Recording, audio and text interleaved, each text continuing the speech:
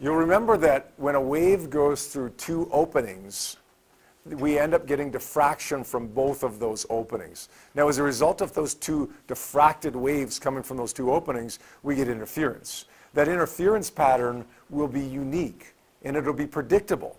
We get, when we have two simple openings, a bright spot, a dark spot, a bright spot, a dark spot, a bright spot, a dark spot, and so on a screen on the other side. That first bright spot, or that bright spot that's right in the middle, we would call our central maximum. And we usually assign a number of 0 to that. Our first order maximum would appear on either side of that central maximum. Our second order maximum, and so on. And then, of course, in between, we would have our first order minimum, which is a dark spot, which is where we have destructive interference. Now, Monday, you learned how to do calculations involving these bright spots and dark spots to predict where these bright spots were going to occur, to predict what the wavelength of the EMR was that was causing these bright spots, and so on. You learned two equations on Monday. The first one, lambda is equal to d sine theta over n, is valid all of the time. There's no circumstances where you're not allowed to use that equation. It's a perfectly valid equation. Lambda, of course, in either equation stands for wavelength. D in either equation stands for the distance between the openings. Theta in the first equation, the equation that's valid for every single situation, is the angle between the central maximum. It's always from the central maximum to maybe the first order maximum. Maybe it could be the second order minimum. Doesn't really matter. Theta can be the angle from the central maximum to any other maximum or minimum, whatever it is that's convenient for you. What do you got to be careful of?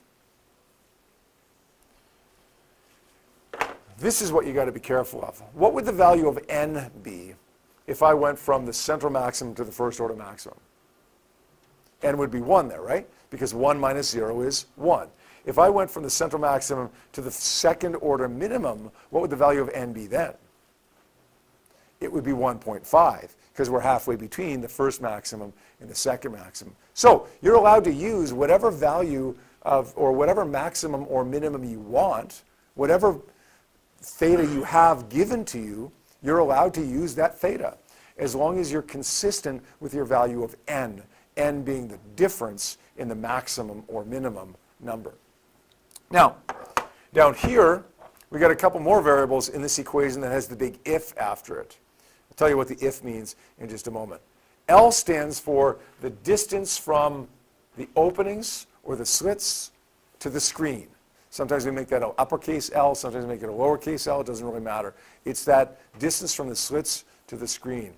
X stands for, and this gets a little bit confusing as well, just like theta does, X stands for the distance from, well, maybe the second order maximum to the first order maximum.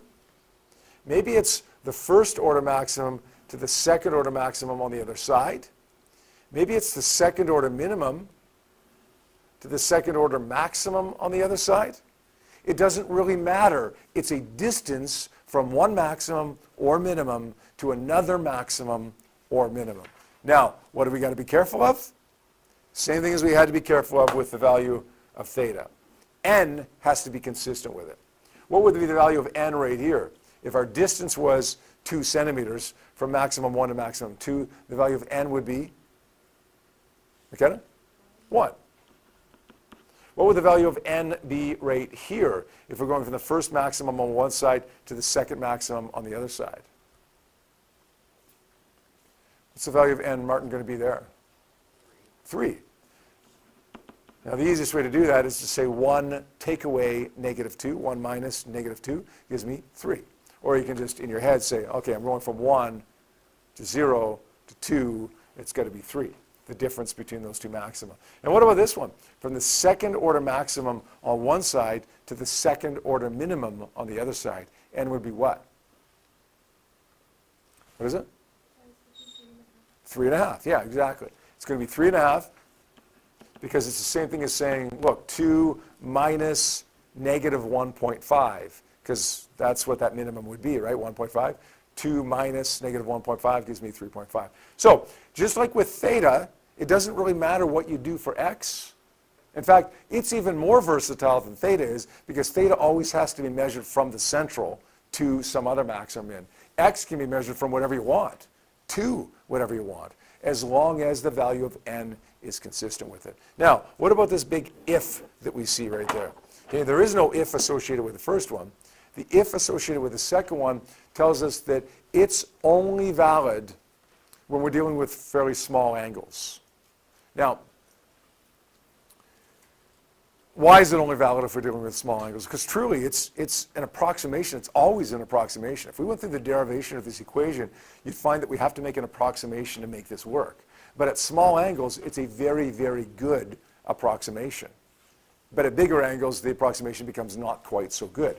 So we're allowed to use this if we have the givens that fit inside there, if we're dealing with angles of less than 10 degrees. If you have an angle of less than 10 degrees, it is perfectly fine to use that second equation. Of course, it's always good to use that first equation, but the second equation can be used if we have an angle of less than 10 degrees. Now, we could calculate the angle every single time. Or if we're given the angle, listen, if we're given the angle, why don't we just use the equation that's always valid, right? If we calculate the angle, why don't we just use the equation that's always valid?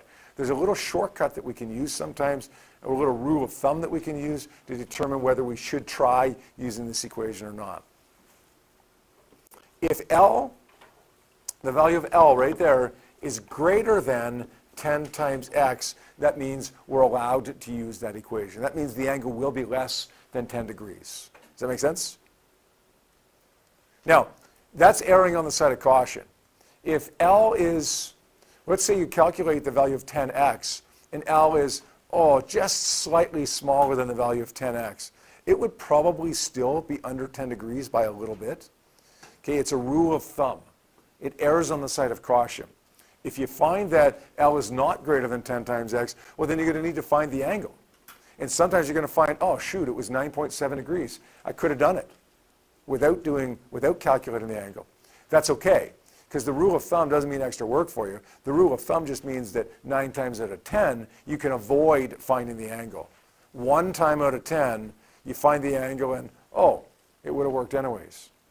But if we didn't have that little rule of thumb, we would have had to calculate the angle all 10 times out of 10 instead of just the 1 time out of 10. So remember this. These two equations, both good, except the last one, the second one is only valid if the angle is less than 10 degrees. And our rule of thumb, as opposed to calculating the angle every time, is to say, is L greater than 10 times x? All right, we did some questions.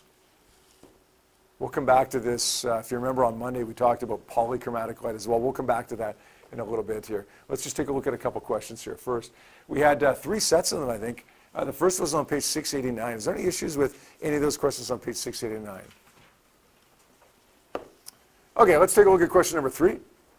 It says the second nodal line of an interference pattern occurs at 0.095 degrees relative to the central antinode. The 2 slits are separated by 0.40 millimeters. What's the wavelength and color of the light producing this pattern? We're not so concerned about the color here. We have to be able to identify whether we've got visible light or ultraviolet, not so much color of visible light, right? Although you see the answer is violet, so odds are you're going to get a wavelength and therefore a frequency that is at one distinct end of the spectrum, which tells us fairly easily that it's blue or indigo or violet, right? But still, we won't worry about that color. I'm going to circle this because I've got 0.40 millimeters. I want to circle one other thing as well that might lead to a silly mistake in this. It's not a unit or conversion. It's something else entirely. Blake, what do you see? Times 10 to the 0? What do you see there? 0.095, that's degrees, right? 0.095 degrees? Okay, it's okay. That's not what I was looking at.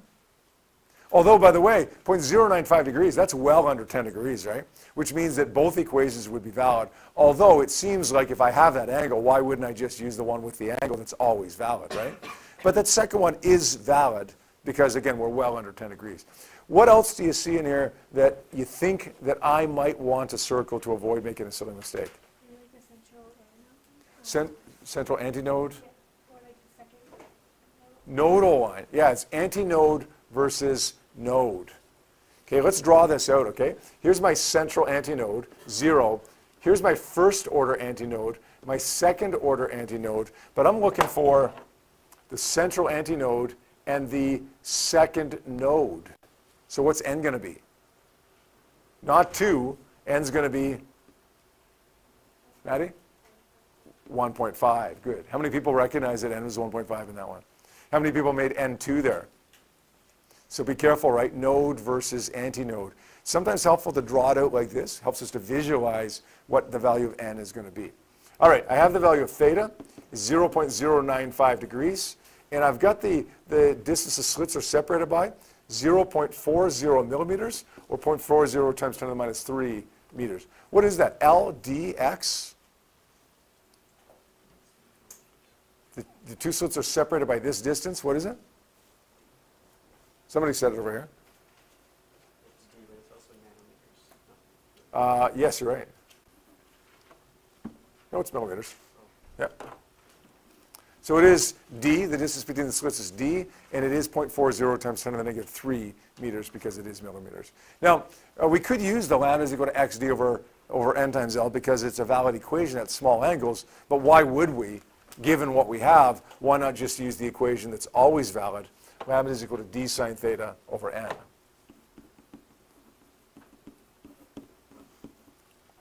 We're going to rearrange this to solve for, no we're not. We're going to leave it as lambda. D is 0.40 times 10 to the minus 3. Some of you may move the decimal place over instead of putting the exponent in there. Whatever works for you. Multiply that by sine 0.095 degrees. Now be careful to be in degree mode. We know that we're always in degree mode here, right? But it seems like whenever we're dealing with an angle this small, for whatever reason, it tricks people sometimes into thinking maybe we should be in radian mode.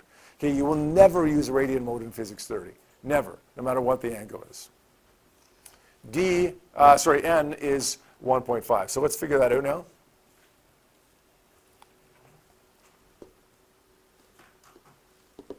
.40 times 10 to the minus 3 times sine of 0.095. And let's divide that by 1.5. We get an answer of 4.4 times 10 to the negative 7. Now, if you convert that to frequency, you will find that it is at the upper range of visible light, which means that it's probably going to be violet, but we're not worried about that so much. Is that okay? Not so bad, eh? Hey, not so bad. Now, I told you a few minutes ago that I would talk to you about polychromatic light. I'm going to use this question to do that. Okay, if we're dealing with violet light here, then we're going to get an interference pattern that's going to look like this. Okay, central bright spot, 0. First order bright spot, second order bright spot, third order bright spot, and so on. And then, of course, the minima in between, right? The dark spots, the nodes in between. If I was to use red light here, just like red light refracts differently than violet light, red light diffracts and interferes differently than violet light as well. But the phenomenon is opposite. If red light refracts the least, and you know that from the poster on the side wall here, right? Red light refracts the least, red light diffracts the most. So what you'd see here, if I substituted the violet for red, I would have a central maximum right here. I would have a first order maximum right here, a second order maximum right here, a third order maximum right here, and so on and so on and so on. On the other side, I get the same phenomenon taking place. Right? Red light has spread out more than the violet light. If I happen to have red light and violet light at the same time, then I would see something like this.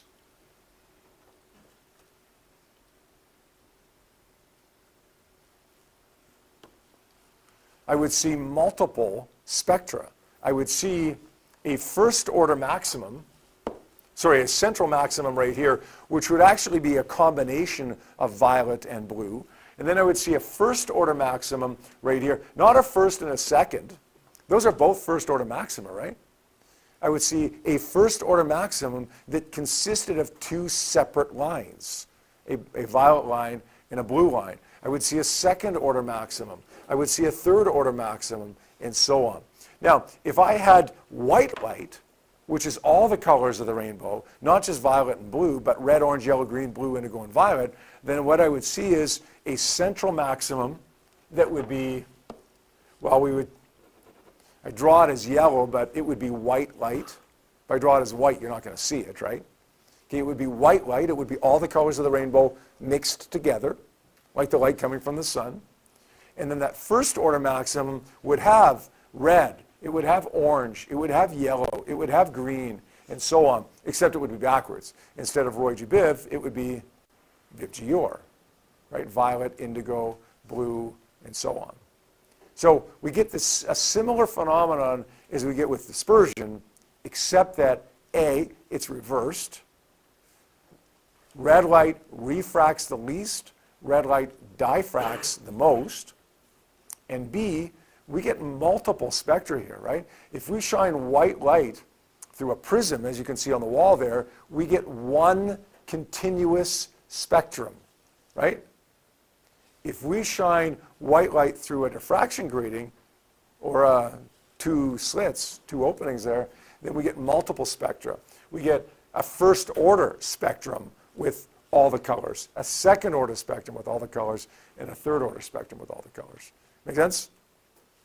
I showed you a picture on Monday, I think, in the podcast. It ends up looking something like this, which is kind of a hodgepodge, right? And the reason it ends up looking like this is because at some point, you end up having so many colors, they start overlapping. The first order maximum starts overlapping with the second order maximum, right? You get red from the first overlapping with violet from the second. Does that make sense? If you were able to separate them, though, then that's what it would look like. Now, what do you do? What do you do if you have a question like we just solved, but it's involving polychromatic light, multiple colors? Pick a color, whatever you have data for. Okay, this question said, well, we were using this wavelength of 4.40 times 10 to the minus 7 meters. Okay, if we had multiple wavelengths and you were solving for something different, some other variable here, d or theta or whatever, just go with what you have data for. If you have data for yellow light, then use data for yellow. If you have data for purple, then use data for purple, whatever. It doesn't matter if you have multiple colors. Always, when you're doing a calculation, always go with one color. Make sense? Next Wednesday is your test, and I'm telling you right now, you're going to see a question on that test next Wednesday where you are using polychromatic light. It doesn't need to mess you up. Okay, it doesn't need to confuse you. Okay, you got all kinds of different colors. You're going to have data for one color. Use it. Forget about all the other colors, right? If I have data for, let's say, red light here, then let's just pretend that the blue doesn't even exist. Even though it does, we're just going to pretend, for purposes of the question, that the blue doesn't even exist. Does that make sense? Don't make it harder than it has to be. All right, let's take a look at the second group of questions on page 691. Any of those questions you'd like to go over here? All right, let's take a look at number 2 then. Monochromatic light. Monochromatic light. Not that it really matters, right? It tends to confuse us a little bit more when we deal with polychromatic light, but it doesn't need to. It just confuses us more because we refuse to accept that it's not any harder, really. Anyways, tell us monochromatic light here. Two slits separated by this distance. That's going to be the value of little d, 3.00 times 10 to the minus 5 meters. Distance between antinodes. What we mean by that is adjacent antinodes, antinodes that are beside each other. So what's that going to mean for little n? Maybe it's the third antinode and the fourth antinode. Maybe it's the first and the second. Maybe it's the central and the first. What's little n going to be any way you look at it?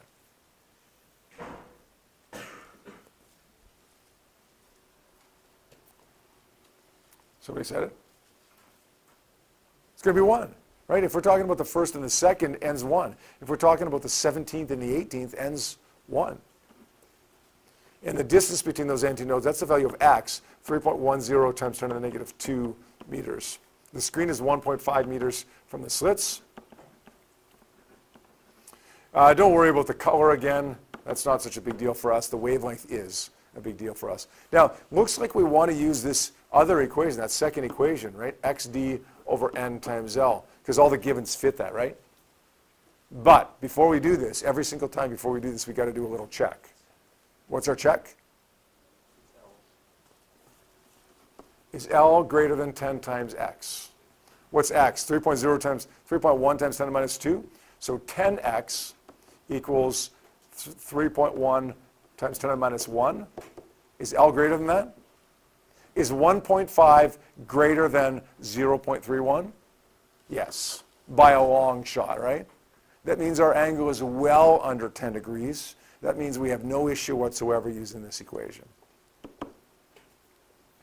3.1 times 10 to the minus 2 times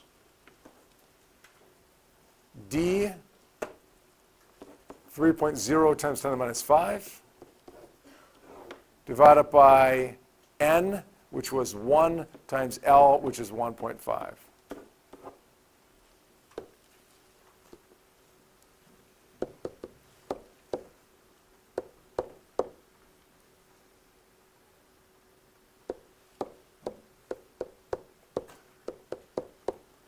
.2 times 10 to the minus 7. Is that the answer they have there for the book? Yep. 6.20 it should be, I guess, 3 digits. Good?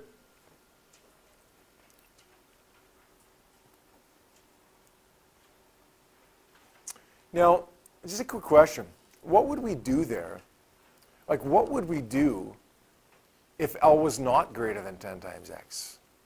Like, what if we did our little test, our little check, which 90% of the time when you do that check, it gives you the affirmative, right? It tells you that, yeah, you're allowed to use that equation. But what about that 10% of the time that you're not allowed to use that equation? Use x and L to create a triangle and then solve for the bottom plate. Yep, that's exactly what you do.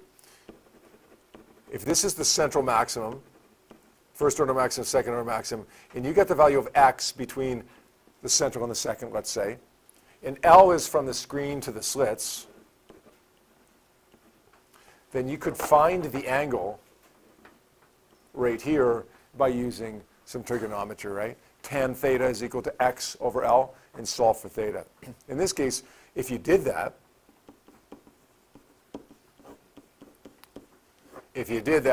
I'm not sure what it works out to be, but it would be significantly less than 10 degrees, so you'd be allowed to use that equation. Now, you can do that every time if you want, instead of using the little rule of thumb thing. But I don't know. I think the rule of thumb thing is quite a bit quicker than finding theta every time. This helps us to only use this green if the rule of thumb tells me that my angle is pretty big, maybe bigger than 10 degrees.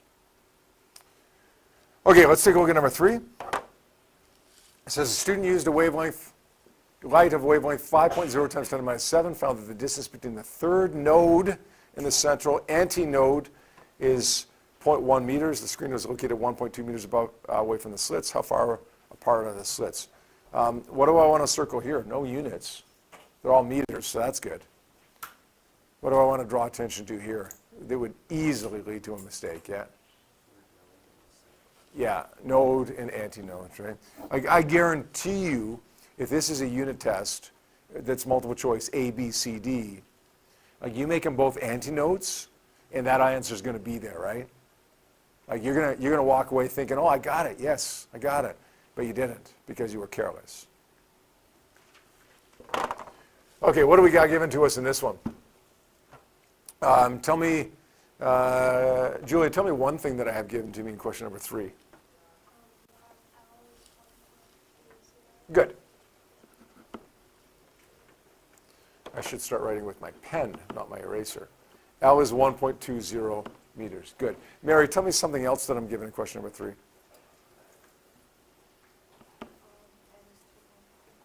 N is 2.5.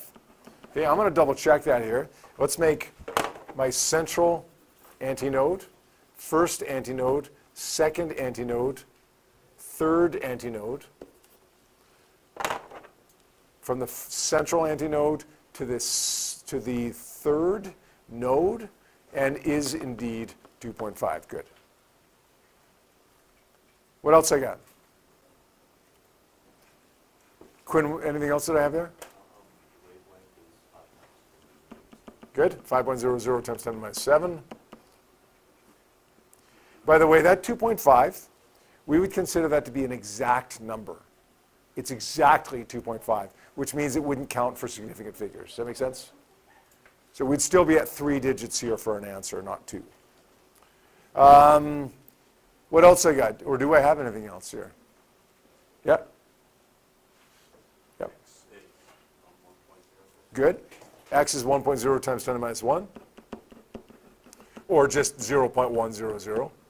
Anything else that I have here? Dawson, anything else that I have here? What am I looking for? D. Yeah, looking for a little d. Good. So it looks like I want to use lambda is equal to x d over n times L, right? It looks like the givens fit that equation. But I got to do a little check here, right? What's my little check?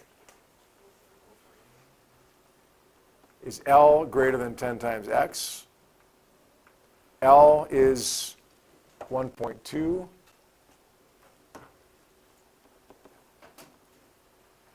X 10 times x is 1, I think it is. Yeah? Ooh, that's close, isn't it? Is 1.2 greater than 1? Yeah, not by a lot. Doesn't matter. We err on the side of caution with this. So even if it was 1.2 and 1.2, we'd say, yeah, we can use that equation. So let's solve for d here. D is equal to lambda n times L over x, 5 times 10 to the minus 7, times 2.5, times L, 1.2, over x, 0.1. When you do the math there, I'm going to assume that we get the answer that's in the book here, 1.5 times 10 to the minus 5. 1.50 times 10 to the minus 5. And finally, the third set that you were working on Monday involves what we call a diffraction grating. The first 2 sets involved what we call a double slit, or it actually comes from a guy named Thomas Young who first performed this experiment. Sometimes we call it the Young's double slit experiment. But now we've got a diffraction grating where we have not 2 openings, not 2 slits, but rather sometimes thousands of slits. Well, the interference pattern that we end up getting looks the same or very similar to what we see with 2 slits. So we solve these problems in almost exactly the same way. But understand that in a diffraction grating, we're not usually given the value of d, the distance between 2 slits, but rather we're given the value of 1 over d, and that's the number of slits that we have per meter or per centimeter.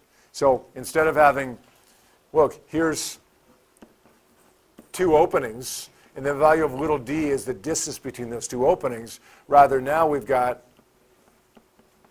lots of openings, and we're given the value of the number of openings that we have per meter.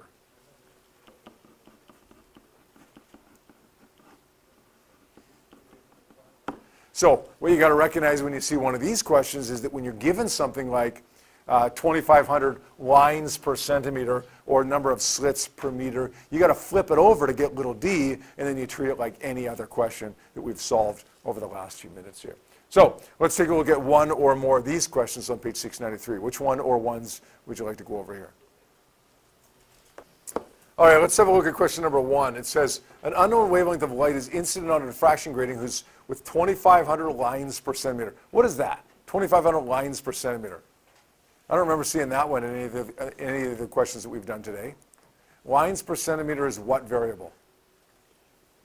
It's 1 over d. It's not d, it's 1 over d. If I flip it over, take the inverse of it, then I'm given the value of centimeters per line, or in other words, the distance between 2 openings, right? So let's say 1 over d is 2,500 lines per centimeter. I'm going to circle that centimeter because I'm going to want to deal with that in meters. You know what, actually, I could end up dealing with this in centimeters, but my answer is probably going to be in meters, so let's just convert it to meters. Okay? convert these to meters as well. The distance between the central antinode and the third dark node is 20 centimeters. So that's going to be x. I'm going to convert that to meters right now, 0.20 meters. N is going to be what? Central antinode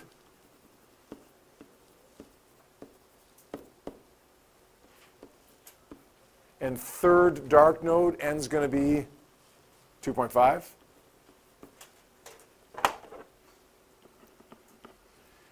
And then the screen is located 50 centimeters from the grating, so L is going to be 0.50 meters, and we want to determine the wavelength of the light. So it looks like on this one we want to say, well, let's get D first. Let's get D, because any way we look at it, we need the value of D. D is going to be equal to 1 over 2,500.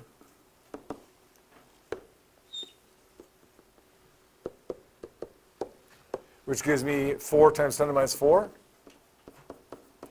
centimeters, which I want to convert that to meters. That's going to be 4 times 10 to the minus 6 meters. Don't try to convert it to lines per meter. Convert it to meters first, centimeters first, and then convert it to meters. We don't want to deal with a conversion when centimeters is on the bottom. Okay, we want to get it to the top before we do our conversion. So there's D. All right, we want to use lambda is equal to xd over n times L. I think that's pretty clear here because we have all of those variables. They seem to fit there nicely. Let's just do a little check. Is L greater than 10 times x? L is 0.5. 10x is 2. Is L greater than 10 times x? No, it isn't. So that means we can't use that, right? Does that make sense? That's the error that they made in their answer key for this question, right? Is they used lambda is equal to xd over n times L. You can't. You can't. Any way you look at it, like it's not even close. In this case, we have to find the angle here. So let's do that. This is x. This is L. This is theta. Theta is the inverse tan of 0.20 over 0.50. Theta ends up being equal to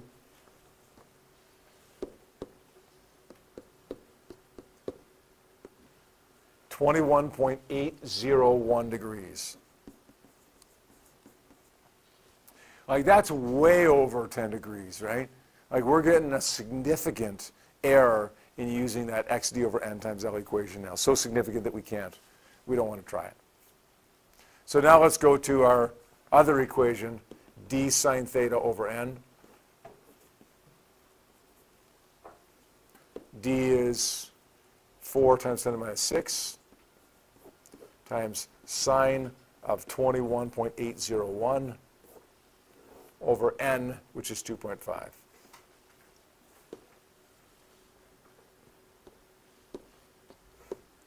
Here, there's sine theta times 4 times 10 to the minus 6 divided by 2.5. 5.94 times 10 to the minus 7.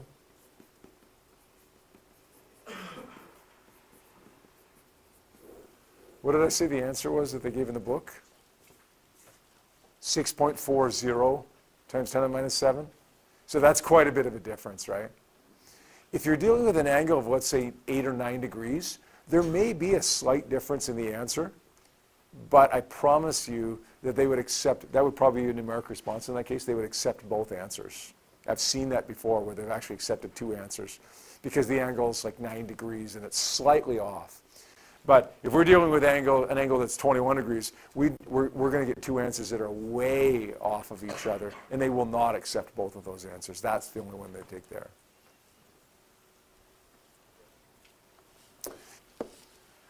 Okay, let's take a look at 3 now as well. Says the diffraction grating has 1,000 lines per centimeter. That's going to be 1 over d, right?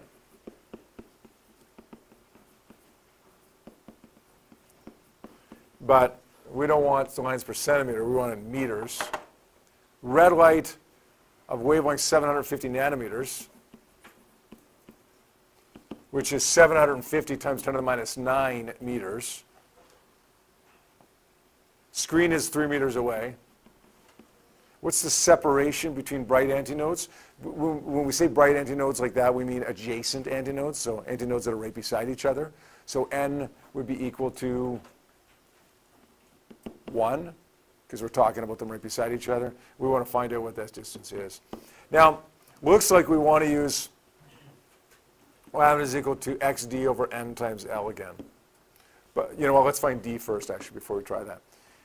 D is 1 over 1,000, or 1.0 times 10 to the minus 3 centimeters, or 1.0 times 10 to the minus 5 meters.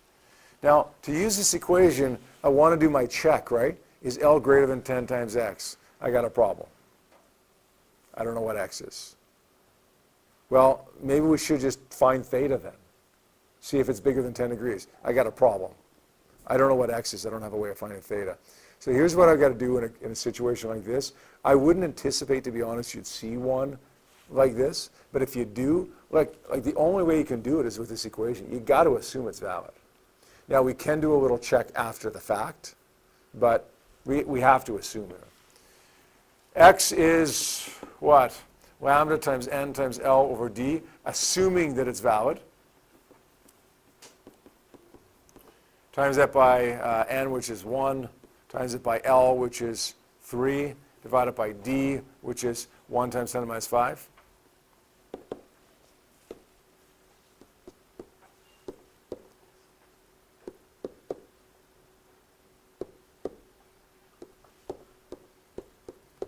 You get 0.225. And I think that was the answer they gave us in the book here. Yeah, they said 23. They said 23 centimeters, or 0.23 meters, right? Right, good? Now, listen, I'm going to be honest with you here. If you get a situation like this on a test, I wouldn't even worry about the check now. Okay, it was the only way to do this question. It was the only way. If it's the only way, then it's got to be valid, right? But let's just do the little check right now, just ourselves, just to make sure here. Excuse me. Even though I might not do that on a test. X is 0.225. L is, is L greater than 10 times x? L is 3.0. 10 times x is 2.3. So yeah, L is greater than 10 times x. So we were right. It was okay to do this. But even if it wasn't, we didn't have a choice. All right, so I think you guys are good with this. I want to show you one more little thing that doesn't really change anything, but it's just kind of a setup that conceivably you could see sometime. Usually our setup looks like this, where maybe we have 2 openings, maybe we have 1,000 openings, whatever. We have light, whether it be monochromatic light. Let's change this to red there, yeah. We have light, whether it's monochromatic light or polychromatic light. It doesn't really matter because we've learned how to deal with polychromatic light. Light shining on those 2 openings, it diffracts when it goes through those 2 openings, interferes, and produces this interference pattern on the screen up here. Bright spot, dark spot, bright spot, dark spot, bright spot, dark spot, and so on. So it looks something like this. This is exactly what we've seen for the last couple of days now. This is exactly what we just spent the last 39 minutes and 5 seconds analyzing in these questions. Man, look at that. Seems like a long time, eh? Holy cow. Good thing we only have another 40 minutes of stuff left, guys.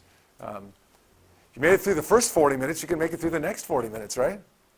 Now, we're almost done here, I promise. So this is the typical setup. But it is possible to get a setup that looks different than this. Instead of having my 2 openings or my diffraction grating down here with the light on this side of it, on the bottom side of it, it's possible to have my diffraction grating with all kinds of little slits in it, or all kinds of little pits in it, and I'll explain what I mean by that in a second. Down here, the screen up here, and the light source up here. So what would happen in this case is the light source would shine down upon these pits, these little indentations, reflect off, diffract as they reflected off, interfere, and produce an interference pattern up here that would look like this. In other words, it would be exactly the same. The value of L here is 1 meter, let's say. Well, L here is exactly the same value. X here is a certain distance. Okay, X here is the same distance. Okay, N would be the same value. D conceivably would be the same value if I had the same number of openings and the same spacing there. The only difference here is that in this case, light is going through the openings, diffracting and interfering. Here, the light is reflecting off of the diffraction grating, reflecting as opposed to transmitting, diffracting, interfering, and producing the pattern. It ends up being the same pattern. The mathematics of it are exactly the same. It's just the setup is a little bit different because here the light source has to be down here in order to go through the openings. Here it has to be up here in order to reflect off of the openings. Does that make sense?